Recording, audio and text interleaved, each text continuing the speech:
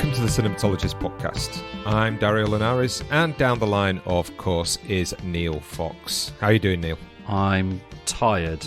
I've been out 2 nights in a row, which at my age is not advisable.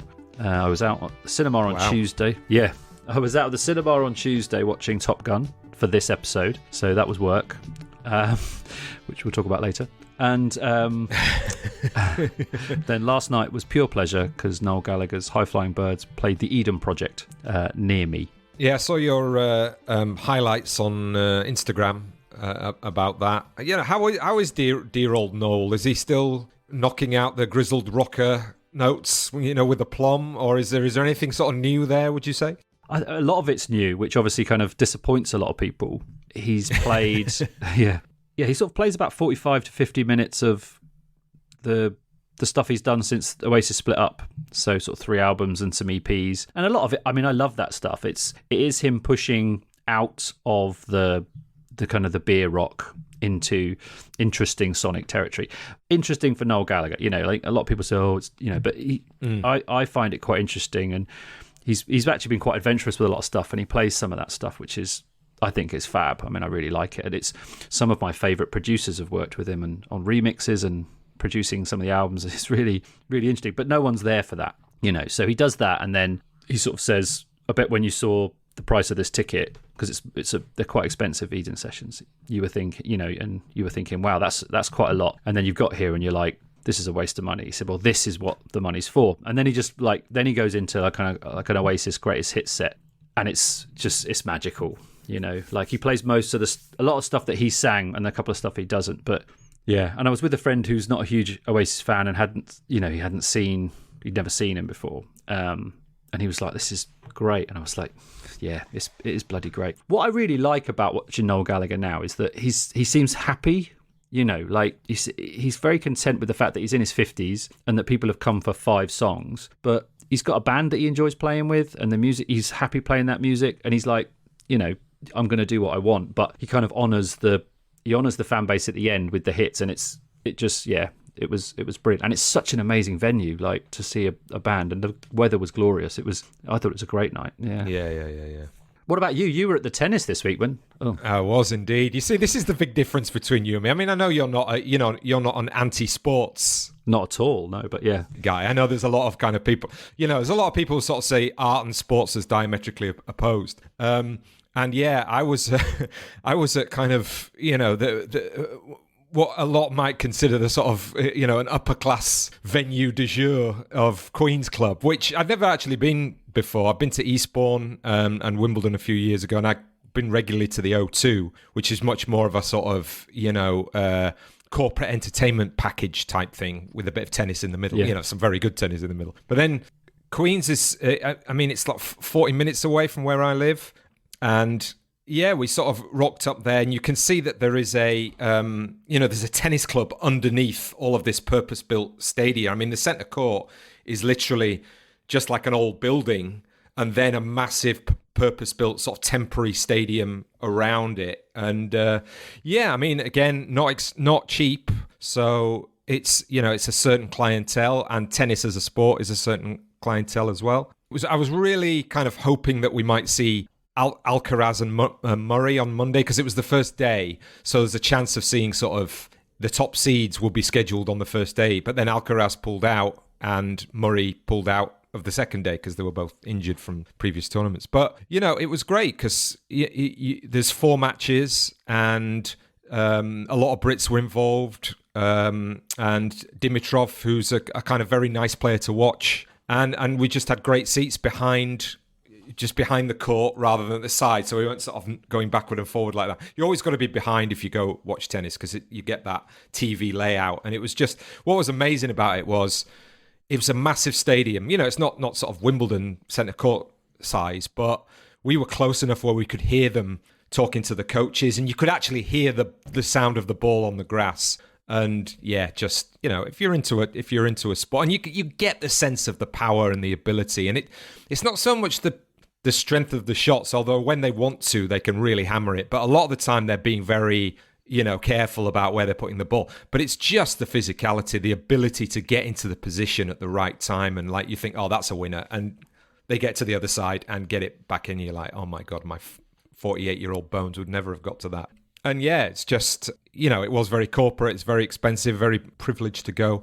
And as a sport, tennis, golf, they're always the ones that are labelled as being sort of upper class sports, and they are in terms of the history of sort of players who've broken through tend to be people who have had money. And that was the problem when I was a kid and I played to a decent level. We just didn't have the money to go to tournaments and stuff like that. But I still like watching it a lot. I mean, it's the one sport that I don't watch golf very much, or football, or any other sport really, apart from tennis. And I enjoy the sort of, the development of the game in terms of cycles of players and who's at the top and all that kind of stuff. Yeah, that was my bit of entertainment. Great. Well, I guess we might talk about that kind of cycling of talent from one generation to the next when we talk about... Indeed. We talk about one of the movies that we sort of going to chat about on this episode, which is an episode where we are, sort of talking about some recent sort of 2022 releases, some brand new and some from sort of a couple of months ago. And in an episode where it's just us sort of chatting about movies. But you put out to the Patreon subscribers if anyone wanted us to cover anything specific, and we got a lovely email back, didn't we? Yeah, from Ian McPherson. So thank you, Ian, for responding to that. And he asked a couple of questions actually. Nice lengthy email giving all the details about his recent film going experiences. He's been to a BFI season on New French Extremity. I think it was part of a short course there, and had gone to that course, I think probably being skeptical or maybe just sort of curious, if that's a thing. It is now. And, talked about some of the recent films that we actually covered a little bit on the body horror chat that we had.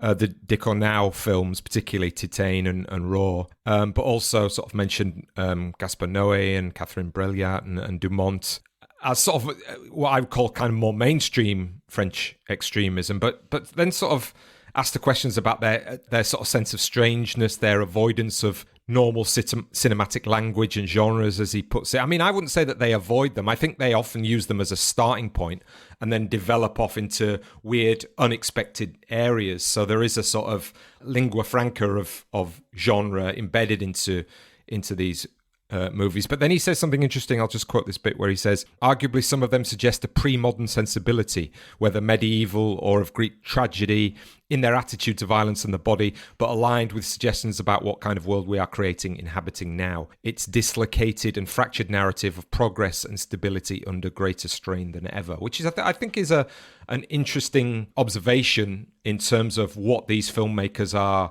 trying to do in terms of the experiential nature of the films, and maybe starting off within generic lines, but then taking them outside and not conforming to sort of mainstream or art house boundaries, maybe in that sense. Yeah, very interesting. And they've gone through that kind of cycle of initial repulsion and sort of dismissal that they're just, sort of bathing in the sort of the sensationalism of the horror to sort of to be able to be looked back upon by that season, and just in more general as a kind of really fascinating body of work, particularly when you look at that early 21st century period that a lot of these films sort of emerge in, that sort of turn of the millennium period, of which, when looking back from 20 years, was a kind of really tumultuous period, that has kind of set in motion where we are now for sure. And I think a lot of the films were responding to that, but I think often they're responding to it in a very kind of primal and visceral cinematic way, which I think has taken a while for some people to kind of to assign a kind of meaning to, other than just they're just exploitative or sort of sensationalist. Yeah, and I think that there are filmmakers probably in the last sort of 5 or 6 years who have taken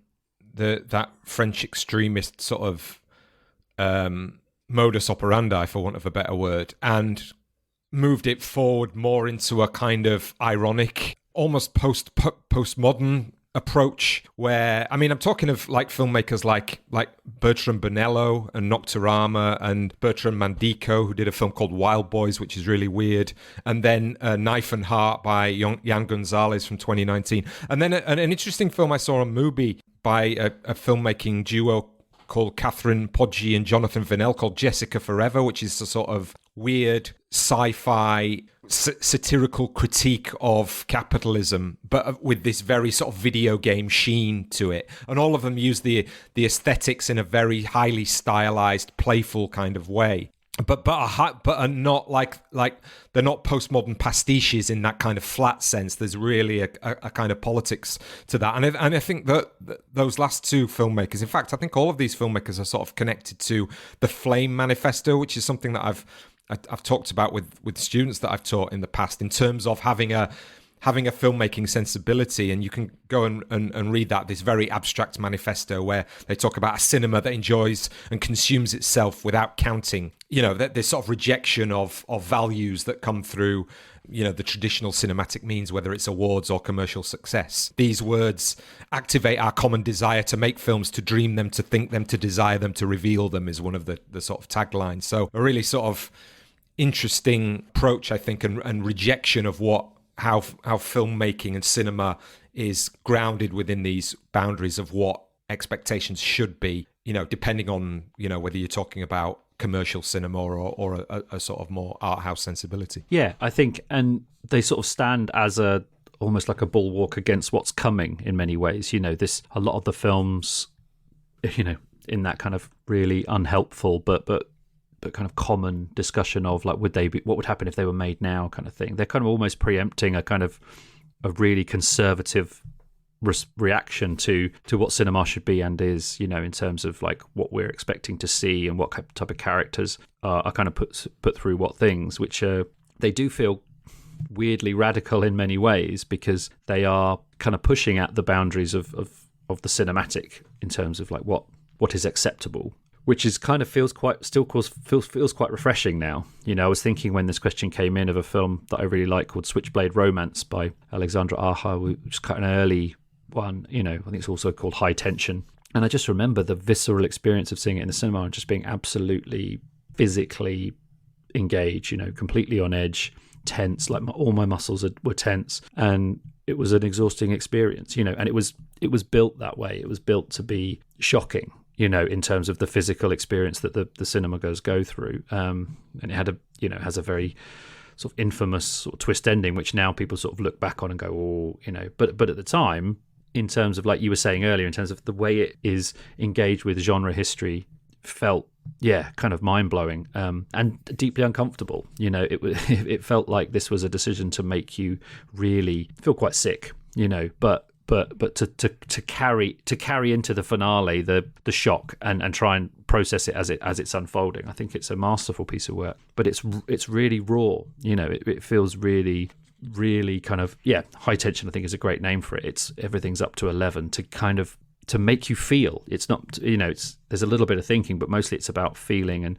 Ian mentioned Trouble Every Day, which we talked about on the Claire Denis, which is a film about sort of tactility and sensuality, and it's designed to make you feel and not necessarily be distanced and objective and think about it. It draws you into that feeling, and that's a space that cinema is really good at and is sort of built for in many ways, but is increasingly less used in that way. Yeah, that's really interesting, and I think whenever a label gets attached to a group of films, New French Extremity, then suddenly, very quickly, that becomes a sort of either a confining thing, you know what I mean, a sort of label that says, this is within this boundaries, so therefore we're gonna limit how we think about those kinds of films, or indeed a stick to beat it with. It's like, it's just doing the thing that these films do. But yeah, they're always interesting stuff. I think still coming out now, and maybe even related more to relevant issues, post sort of the turn of the century, let's say, that maybe was the beginning driving force for that kind of turn. And then on an interesting question, Ian, just very quickly on Bresson, which is a sort of perennial question, I think, for any movie that goes back probably beyond the 90s these days, when he asks, how do we consider filmmakers like Bresson today, particularly with younger audiences? And he says, I'm baffled as to what a young film enthusiast might think of a Bresson film now, and how would they view them? Are they still cinematic milestones, or fading rapidly into a vanished era of culture? I mean, I just think that, I mean, again, maybe this is overly cynical, but, you know, you put a room full of 100 students in front of Pickpocket, the number of them who would be able to engage with it. I'm not just, which is nothing against individuals and their capacity to consume. It's that sense of, what have you been trained to understand as what cinema is, isn't it? You know, it'd be very narrow. And indeed, I think that probably that's something that was a process that we both went through when we went to film university, film school, actually sort of being open to rewiring our sense of what it is that we're watching and how to place that into a context, you know? Yeah, this is a really interesting question, I think. Yeah, in terms of what we do as lecturers, for sure.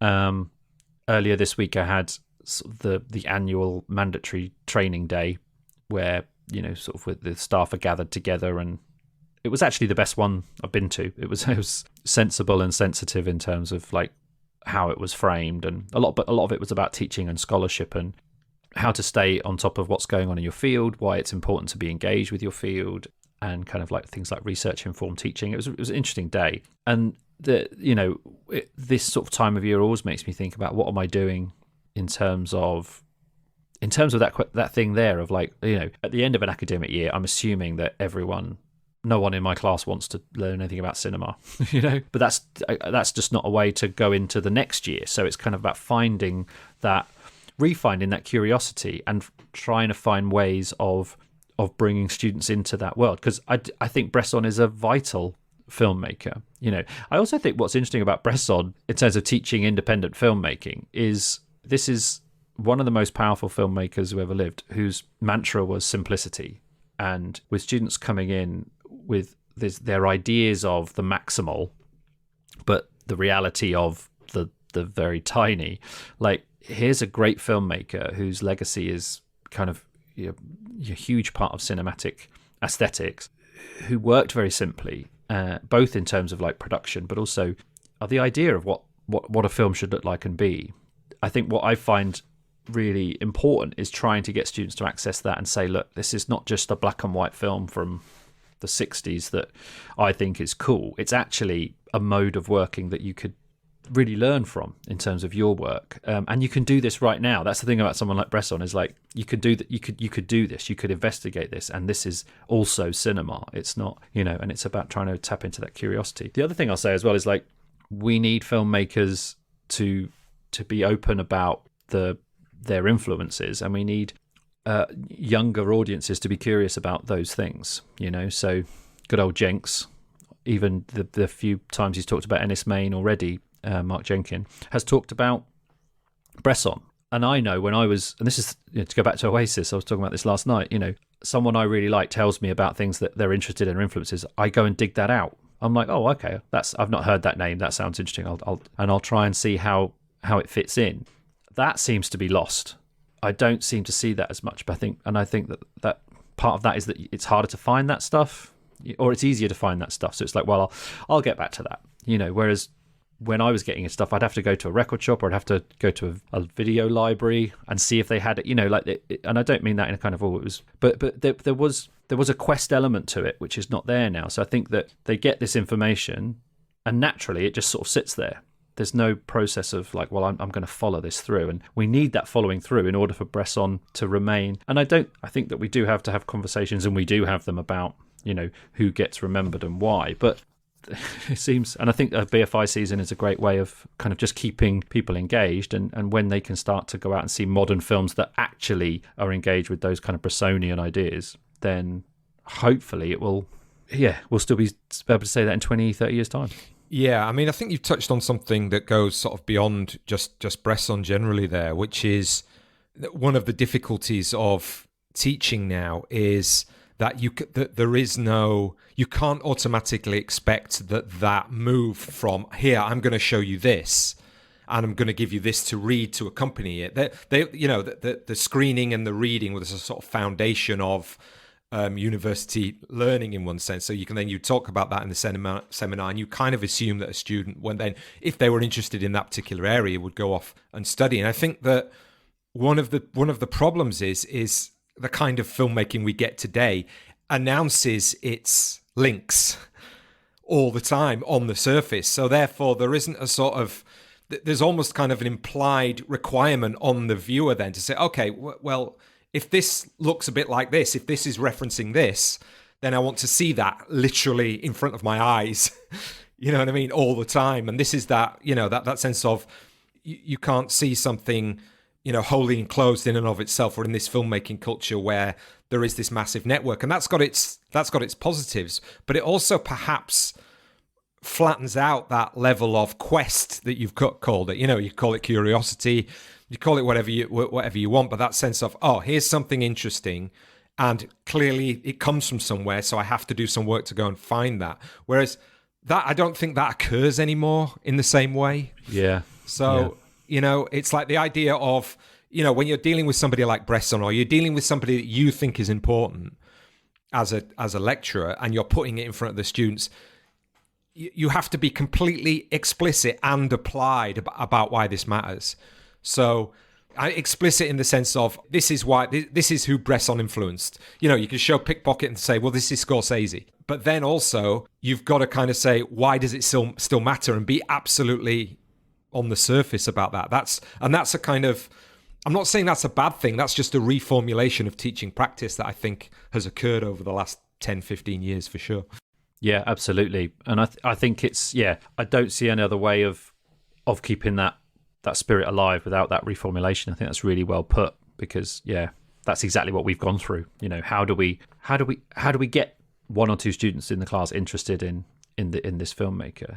And you're right there about that kind of that idea of referencing and linking is built into everything, but it links and references itself.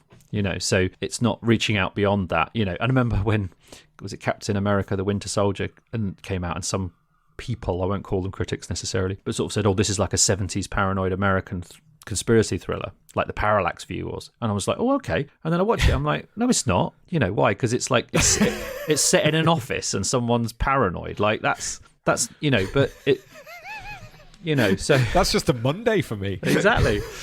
Yeah, welcome to our world. So it's like, well, actually, anyway, that was a bit of a digression. But I do feel like that there's a responsibility to actually kind of engage with this stuff if it's doing anything, and not just be like, well, it's like this, or it's that's not really what we're talking about. And I think that Bresson is a filmmaker, like you mentioned, Scorsese there, he's had a huge influence, and in ways that are not easily, you couldn't say, well, I look at this and it looks like that. It's like, well, that's not really what we're talking about. We talk about influence. It's a mode, it's a feeling, and it's lots of things like that people are trying to engage with. So the other option as well, which I think we are going to talk about now, is that you reference something from your own cinematic past by including it in just include it. No recreation. Just actually reference the clip that you're referencing with a song or something.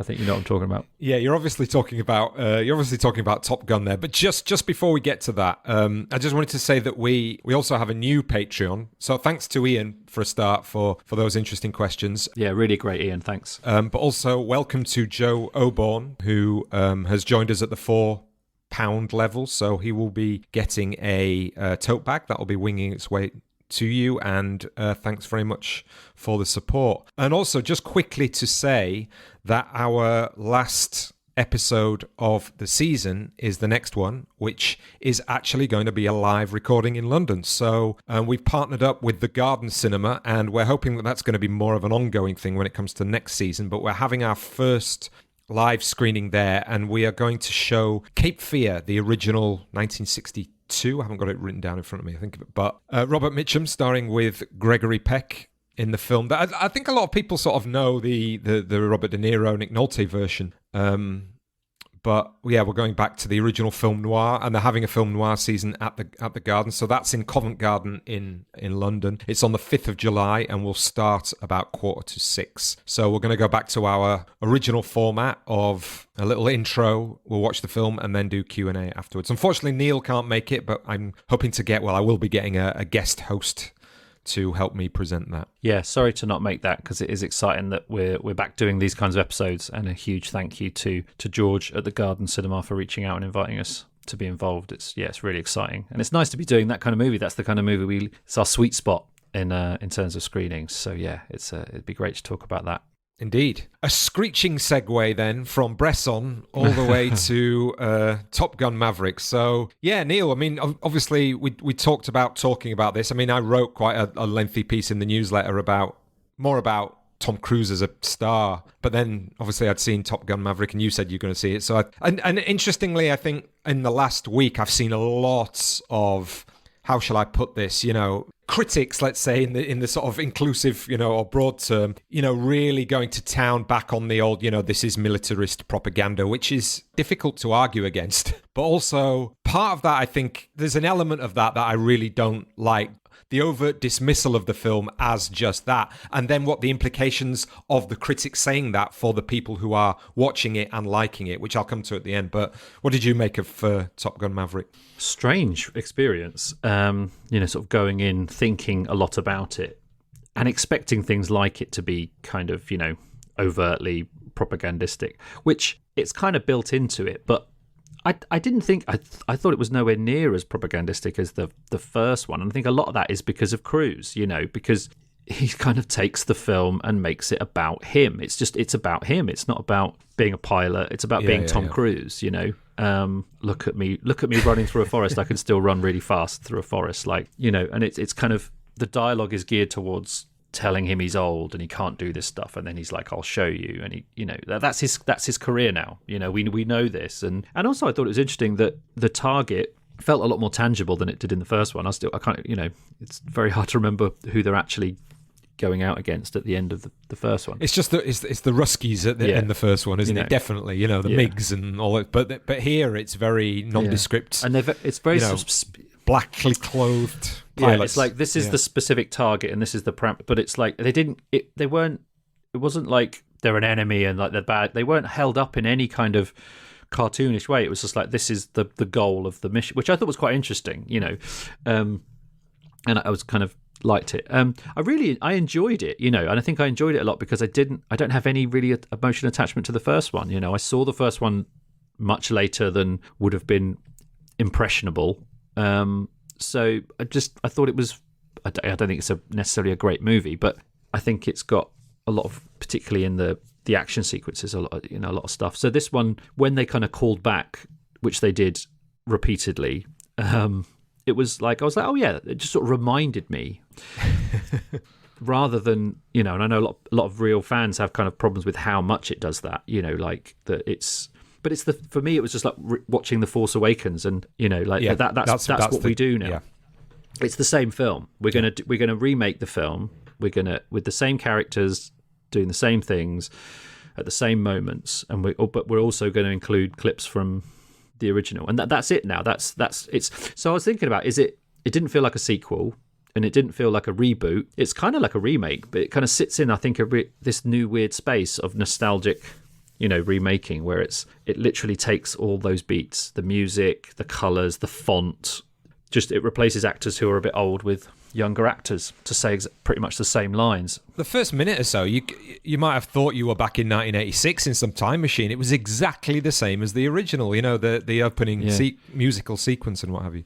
Yeah, and the Don Simpson produced it. Because obviously he produced the first one. So, it's like, hasn't he been dead for I know he was a powerful producer. No, but I'll say, I mean, it's Bruckheimer's still around, but Don Simpson's passed away, so it's really weird. But they labelled it this kind of like, it's a Don Simpson, Jerry Bruckheimer production. Like, it was like, this is not, we're taking you back, And weirdly, Tom Cruise still looks like he hasn't very aged much, which is kind of weird in itself. So I enjoyed it as a film, and the technical work, and I was so glad I'd seen it in the cinema in that sense, was astonishing. Just absolutely astonishing. And I was like, that's enough, and I don't need it to be anything else. I'm not interested in it other than this kind of weird Tom Cruise's. Who's he fighting against in this? Like, is he fighting against CGI? It feels like he's fighting against this concept of CGI. Yeah. But the sequences in the planes were just like,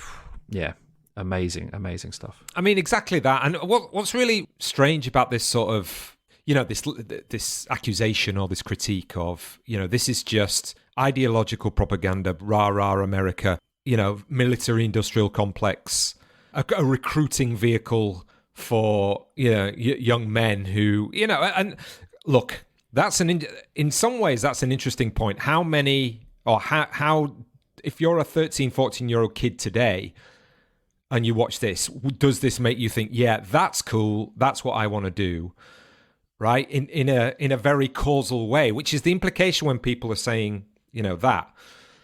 But then also, I really find it problematic that if you're a critic and you say this is an awful ideological movie because it sells this propaganda, and not really realizing that 99% of the audience kind of knows that, but can hold that in their head at the same point of saying, oh yeah, this is just hilariously good fun. We get the Tom Cruise stuff, as you said, and then we get the action sequences, or walk out and say, oh yeah, I had a really exhilarating couple of hours, but I don't support the war. I don't support American military, power building or anything like that. But I can kind of watch that on that kind of level, because, it's like, this is one of the problems with ideological criticism, isn't it? It's kind of like you're saying that. Are you saying that these movies shouldn't be made? Are you saying that the cinema in its mainstream sense? Because if all movies work on that level, in some regard, you could sort of talk about. I mean, I haven't seen The Northman, but should we not be making that because it glorifies kind of crusading, rape and pillage or whatever. Do you know what I mean? Everything works ideologically on some level. So, and also there's an implication, I think, that in some critics in their tone that I can see, I'm above the false consciousness here. I can read this, but normal audiences out there in the world can't. They're too dumb and they're going to be influenced by it, which I think is a really problematic place to come from when it comes to looking at movies and their effect. Yeah, I agree. And I think also I'd like to know what MI6's recruitment was like after the Bond movies. Did people, did they have hundreds of people wanting to be spies? Like, I don't know. Like, I mean, but it feels like it's in the same wheelhouse. It presents this glamorous, I think completely unrealistic presentation, but it is, there is a kind of energy to it. But also this film is not really engaged with, it's engaged with itself. It's engaged with the other film. I was watching, it's not really about the enemy, and it's not really about, there's no geopolitics at all. No, it's just like the past, and the past in terms of how we've already seen it in the film, which is literally replayed at length throughout, so I find that a little, and also I think that, I do think it's insulting to assume that especially now, that where everyone's kind of got that kind of critical eye, that there's still a huge amount of people who are going to think that this is a realistic portrayal of what it's like. One note on that, which I thought was quite interesting, the guy who played Payback, I think his name's Jay Ellis, is an actor I really like, and I was like, I watched it, I was like, oh, where do I recognise him from? And then it was Insecure, the TV show, which I like. He plays Issa Rae's boyfriend in that, and I just did a quick Google afterwards, and it was he's from an Air Force family. Like his dad was a pilot, which I thought was quite interesting. I'm not saying it necessarily added much, but that was a nice, I thought I like that touch. I think some of what makes the film so memorable for people is in its kind of the homoerotic subtext and the kind of the masculinity portrayal. That's very much at the core, very close to the surface, if not the surface of the first one, and that felt consciously addressed. But I was thinking back on it, it felt consciously addressed because I guess the Navy's changed and movies have changed. Like that, it is going to be a different makeup of people who do this job now. I think not to a huge degree, and I think the film, it wasn't like it didn't feel unrealistic that there would be a couple of black pilots and a female pilot. Like it didn't feel like, it felt like a natural progression from the last one. But obviously it's going to it's going to undermine those things. So it's interesting that the criticisms are about what the film is doing that's different. Like people just want an exact rehash of all the things that the first film gave them. And it's doing that in some ways, and in some ways it's not. It's yeah. I mean, it's not doing it in a deliberative sense at all. Like there's no call out, say for example, that there is a woman pilot, or there was black pilot in the original, but there's no sense we've moved on kind of in terms of political identities in this movie. I mean, if anything, it's Cruise is still Cruise. And people said, oh, it's interesting that he's got this age appropriate connection with Jennifer Connelly, who you're talking about two of the most beautiful, most recognized film stars in the world, who in their 50s are still better looking than 99% of the world's population. And so there is no sort of inclusivity in that. For anyone, it doesn't matter what identity you come from. These are incredibly one-off people, in that sense of the sort of conventional beauty that is then glorified by cinema in that, and therefore you could kind of say, well, yeah, it doesn't do that. It doesn't move forward in that, but it doesn't move forward.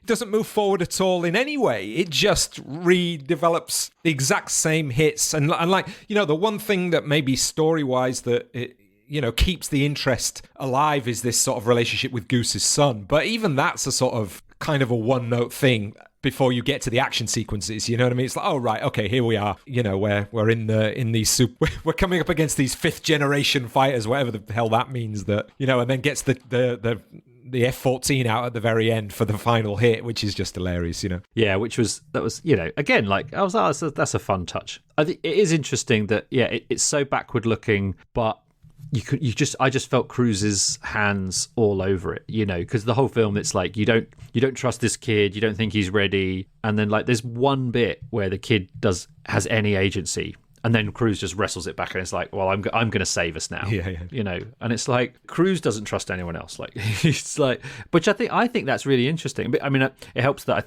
I love watching him.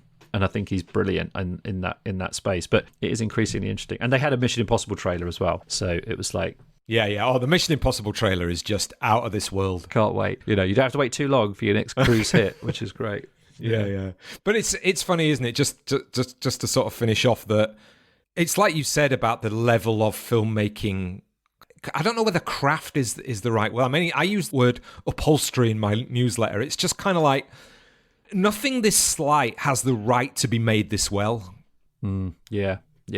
There's movies that have got so much pretension to be great that just don't have this level of, money being that you can see on screen has been spent to make this look as good as it does. Yeah. What was I listening? I was listening to one of the Writers on Film episodes the other day, and they were talking about this idea of, like, I can't remember what it was. I'm sort of drawing a blank, but it was essentially about this idea of stunts, and this kind of action work, and how when you virtually produce everything, you do lose that craft set. You lose that. It was about it was Carl Buchanan talking about Mad Max Fury Road and saying that only George Miller really could have made that movie because he'd made those other movies. Because filmmakers coming through now don't make movies like Mad Max or The Road Warrior anymore. So when you come to put something on this scale, like Top Gun Maverick, is the scale of those sequences is the biggest scale. There's not many people who've actually got the skills to actually pull that off, because so much now is virtual production, green screen. It's not out in the wild. It's not actually doing this stuff in these ways, and that very much feels like a dying art. And for someone, I guess, people like us. Like, people say, is that enough? And it's like, well, it kind of is, because it's so rare that you see that stuff at that scale. And it's a shame that it's in service of a slight film like this, but separate from that, it is incredible filmmaking, and it's thrilling to see, and it catches you up. I felt tense in the seat, even though I know in every non-action scene exactly where it's going and what's going to happen. When they actually put it together, I don't know, like that, and that's amazing. I think that it can still do that almost in spite of everything else around it. Yeah, for sure. Okay, I think we've done enough on Top Gun now. Should we talk about Hustle, Neil? Because this is one that you recommended that we both watched, and rightly, because it does sort of chime with one of my interests in terms of sports movies, and I know you're interested in that too. So yeah, do you want to just sort of give us a quick pressy of Hustle? So I thought it would be good with our kind of our sports movie past and your interest in it to watch it. It's a brand new Netflix production with Adam Sandler and a variety of kind of real basketball players, and he plays a talent scout, a long-time talent scout trying to get into coaching with a kind of checkered past, who's sent out to find the next big thing, and he ends up finding this very sort of classically other side of the tracks, unstable, unhinged kind of but mercurial talent in Spain, a player by the name of Bo Cruz, but it's not his real name. He's an actual sort of NBA player, and sort of tries to get him drafted. So it's in that sweet spot that a lot of basketball movies are, which is college, sort of post-college, or sort of pre-NBA, like trying to get into the NBA, which are where a lot of basketball movies kind of naturally sit. I thought it would be a good one to check out because I'm a big Adam Sandler fan, particularly when he's not. Well, I like him in a good comedy, but I also like him as an actor. Basketball, Adam Sandler. I was interested. And you said, "Oh, I've seen it, and I've got stuff to say." So, what stuff have you got to say? So, yeah, I mean, look, while this was on, I thoroughly enjoyed it, right? I was just kind of like, but I enjoyed it in a kind of really one-dimensional way. Like, it was hitting the sports movie, and particularly the basketball sports movie tropes, but really well on the nose, do you know what I mean? And like, to be honest, I think Sandler holds it together, and we'll come back to that in a second, but it's so obvious when you just take one step back what the production meetings were to get this made, in Netflix. And I think what's really interesting is coming off our Top Gun conversation, that sense of why are things getting made? Who is the audience? Where are they placed? What that process is. You can almost sort of envisage that in every element of what you see in this movie. Like you say, clearly at some point they've gone to the NBA and say, look, we want to make this movie, but we want the participation of all of the NBA stars, so we can sell it to the NBA audience. That's who this is for. I don't follow NBA basketball, so I don't know a lot of these players. I mean, like 99% of them I don't know. But, at the end credits, they make there's a massively long end credit sequence where it's just every name is as himself, as himself, as himself. It's not making any bones about the fact, if you like the NBA, you're going to see all your favorites in this movie with Adam Sandler as this sort of unhinged agent. So every character is kind of not a stereotype, but they're definitely a cipher. And it's that whole finding, the Discover the Prodigy basketball films. There's loads of them out there. Or doesn't even need to be basketball. Discover the sports star, to come and save your team or what have you. It hits all of those buttons in that sense. And so, therefore, I enjoyed the setbacks. Talk about sports movies. There's a training sequence in this film that's about 4 times as long as anything in Rocky. And it just goes on and on and on. And even at that point, I was like, okay, I get it. He's training hard. And then there's this the whole story of, he's kind of psychologically flawed. He can't deal with the trash talk that these other NBA players come at him with, so he's got to kind of like mentally deal with that. And then you get the Adam Sandler story of, he wants to be a coach, but then he was denied that opportunity at the last minute, and so he goes out on a limb for this player who he trusts, and that goes against what his family wants. So there's, it's playing all of these kind of really recognizable narrative hits. So I enjoyed it because of all of that, and it's done well. All of those on-the-nose things are done well. But then I just got to thinking, where does the sports movie go now in this era where you've got Friday Night Lights and you've got Last Chance U? So you've got, a highly developed television series that can take you through all of the arcs of all the individual players. And then you've got Last Chance U, which is real-life college players who are desperate to get into professional leagues, and most of them won't make it. So there's that sort of bittersweet, yeah, but none of you are going to make it kind of, oh, where are you all going? So I was just thinking, where does the sports movie in this vein go? Because it's not doing anything new at all. A little bit like we've talked about in terms of Top Gun. But Sandler's great. Sandler holds it together. It's trading on his uncut gems role, I think, which is a much more sophisticated sports movie in many ways.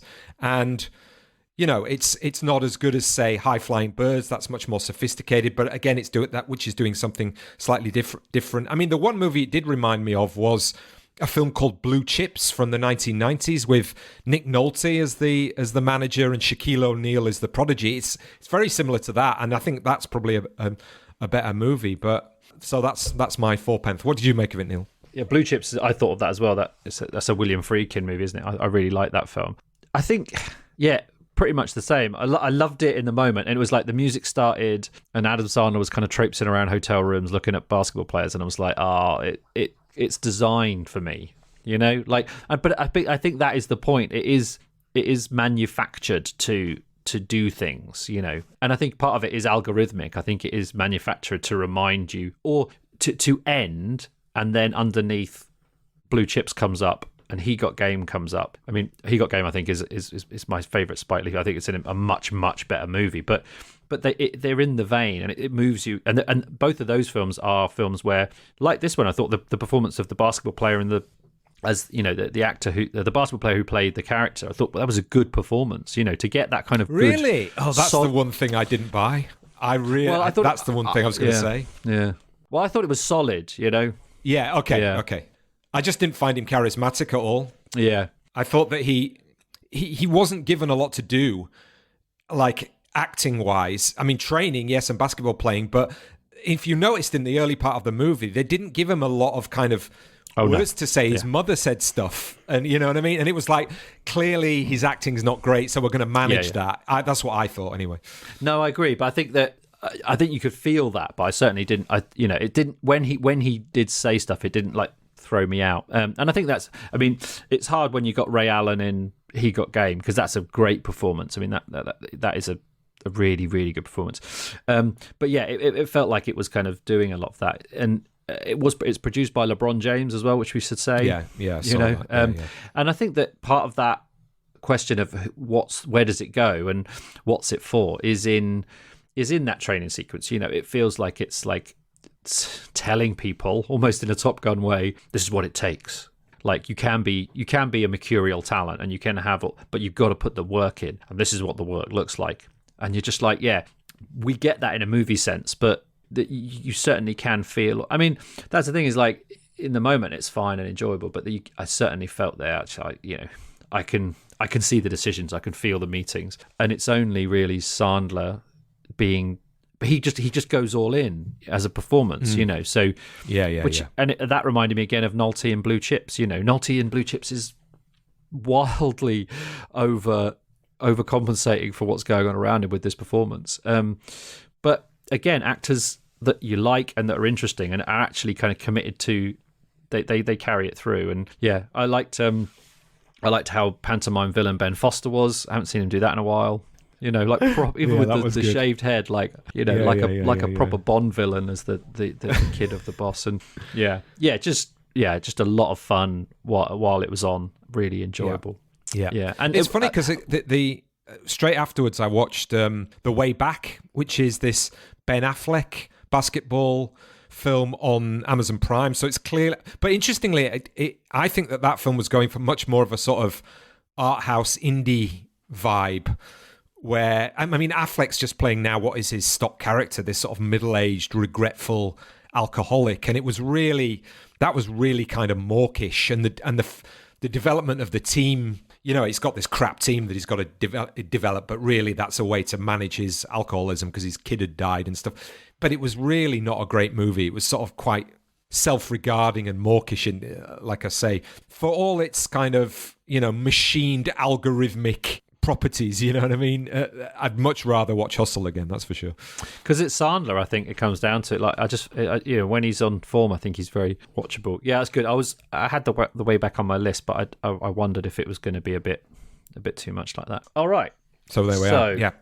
So the last film we're going to talk about is called Lingui, The Sacred Bonds, which is a film that was on Mubi, and it's by a Chadian filmmaker, very prolific, well-renowned filmmaker of the last sort of 25, 30 years, Mahamat-Saleh Haroun. And I have to confess, I don't think I've seen much of his work previously. I may have seen one of his earlier movies, Abuna, I think, perhaps I've seen at some point. But interestingly, this did make me want to go back and sort of say, oh, this is a filmmaker I really need to sort of know. Because just in a story sense, it's very much of the moment in terms of it's a female-centered movie in terms of being about a mother and her daughter who have, the mother is trying to break the cycle of kind of single motherhood, because her daughter comes to her and says she's pregnant, and then this is within the context of Chad, which is, you know, highly Muslim country, so having an abortion is frowned upon, against the law, very difficult, you know, all of those things kind of together. But then there's this sort of layers of patriarchal theocracy, for want of a better word, that presents all of these kinds of obstacles to the need to have this abortion for this young girl. But then also, you know, there's layers of different parts of society that are, you know, making life difficult in all sorts of different kinds of ways, not just this sort of dramatic moment. And what comes out is this sort of underground community of women who all help each other out in various different kinds of ways, because that's the only way that they can kind of survive because of this overt oppression of this patriarchal society. Yeah, it was a filmmaker he's a filmmaker that I'm not aware of, or hadn't been, and I saw that this was a movie release that was sort of really well regarded. So I thought it might be a nice thing to look at after Hustle and Top Gun, which are very yay America. So yeah, and I really liked it. I thought it was fantastic, and I think that sure. I had that kind of natural apprehension going in, knowing it was, you know, it's been sort of referenced as an abortion drama, so you're kind of girding yourself for that, you know, particularly after something like Never Rarely, Sometimes Always, or Happening, the Audrey Devane, which I haven't seen yet. You know, that it's a good time for really kind of serious, interesting films about this subject. So I was kind of like prepared for that, but it kind of took me by surprise in how gentle it was in terms of the filmmaking and the relationships, and that it didn't take the easy route of, you know, violence in a kind of traditional physical sense. You know, that the violence is that the women put up with, like you say, they're kind of structural, patriarchal, theological, you know, they're inescapable in many ways, and they're kind of ever present, so they have a kind of a weight of oppression, but they're not, you know, they're not easily wielded in terms of like what you might expect to be the kind of the go-to sequences. And I think that's true of also Never Rarely, Sometimes Always, which does something really interesting in that space as well. It feels like there's a move away from exploitation of this into a real investigation of what does it mean for these characters to have this event and have to kind of deal with it. It reminded me of Mandabi, the African film which I watched, which is also on a movie recently, in terms of just existing in a space where there's a clash of, you know, historical legacies from, you know, colonialism plus, you know, different religions, and what is left is a mess of ideologies in terms of like how you navigate and what systems are in place, you know, in terms of healthcare, or, you know, and that felt really interesting in terms of like just the sheer bureaucratic and practical nightmare of having to look after yourself that can take place, which I thought was really interesting handled. And then it reminded me of Chinua Achebe's novel No Longer at Ease as well, an African writer that I really like, you know, in terms of just that kind of the mix of the historical and the legacies of a place and emergent and kind of dominant ways of having to live. I thought were really kind of nicely handled. Yeah, and it does that thing where, again, it does require a kind of curiosity about the context, because it doesn't give it to you in a kind of explicit sense. And there's just some, I mean, again, this is a great filmmaker, I think, just simply in terms of aesthetics. It's somebody who knows where to put the camera without a shadow of a doubt. It's beautifully lit, it's beautifully shot, and that gives it a kind of, what's the word I'm looking for? It gives it a kind of significance, and that, I know that's kind of an abstract word, but it makes you feel like that there's important things being said here, but you're not being told, oh, the West is doing all of this. I mean, like, say, for example, one small thematic element that runs through the movies is that the lead character, and the movie starts like this. You see her pulling out the wire out of tires, and then they're crafting them into these baskets that then she sells, or tries to sell out on the street. Every so often you see her going back, either rolling tires or buying these tires or fashioning the tools to get the wire out and then weaving them together. And there's just this sort of inclination, or you get this inkling that this is a sort of symbolic act as much as anything else. Yeah, it's a pragmatic act. She's making money out of it, but it's almost kind of like we are surviving on the dregs of a larger capitalist colonialist project that's been going on for years. But it never says that. It's just like, this is the reality of how I'm surviving, like pulling out of